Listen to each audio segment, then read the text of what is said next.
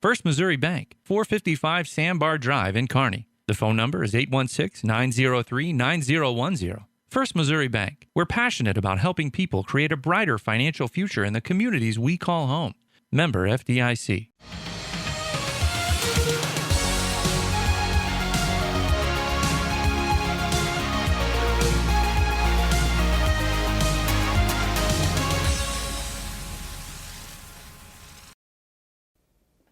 Good evening and welcome to the KPGZ Newsroom for your weekly news recap. I'm Jim Dickerson. We begin tonight in Clay County, where the Kansas City Planning and Zoning Committee has issued a cease and desist order to Clay County officials. This order officially stops work on the Clay County Commission's controversial $20 million annex. Presiding Commissioner Jerry Nolte has been very clear that he wants all annex work halted. He has indicated that he wants the incoming commission to decide whether and how to move forward with the construction. Voters will be selecting 2 new commissioners in the November election, as Commissioners Gene Owen and Luann Ridgway are not seeking re-election. During a commission meeting on Monday, Nolte attempted to engage Owen and Ridgway in a discussion regarding how the new commissioners would deal with the annex.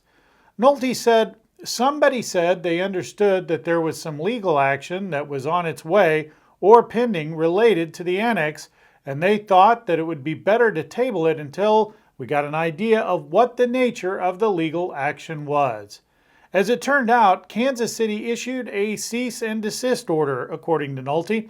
He went on to say, "This should make us pause and really consider what we're doing out there."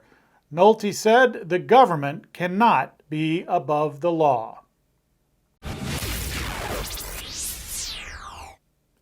Last week, U.S. Senator Roy Blunt joined several of his Senate Republican colleagues in sending a letter to Attorney General William Barr concerning the recent rise in individuals targeting law enforcement officers with harassment, assault, and deadly attacks.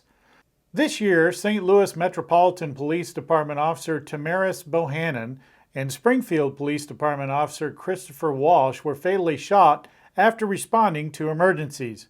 In June, retired St. Louis Police Captain David Dorn was killed while protecting a friend's business.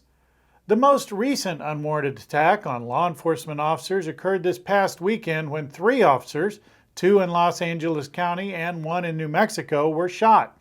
When the Los Angeles officers were transported to area hospitals, protesters shouted that they hoped the officers would die and blocked the entrance to the emergency room where the 2 officers were being treated. Given the attacks against law enforcement officers, lawmakers believe it is time to consider additional authorities, resources, and tools to combat this activity. Let's take a look at our weekend weather. I hope you like the sun. For the next several days, we will see sunny skies with highs in the upper 70s to near 80 and lows in the mid-50s, and that repeats for the whole next week.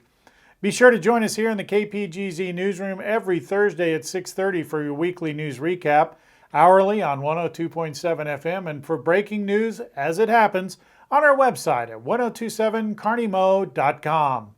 For those of you watching here on KPGZ TV, be sure to stay tuned for the Coach Gray Show coming up next. On behalf of all of us here at KPGZ, have a great weekend.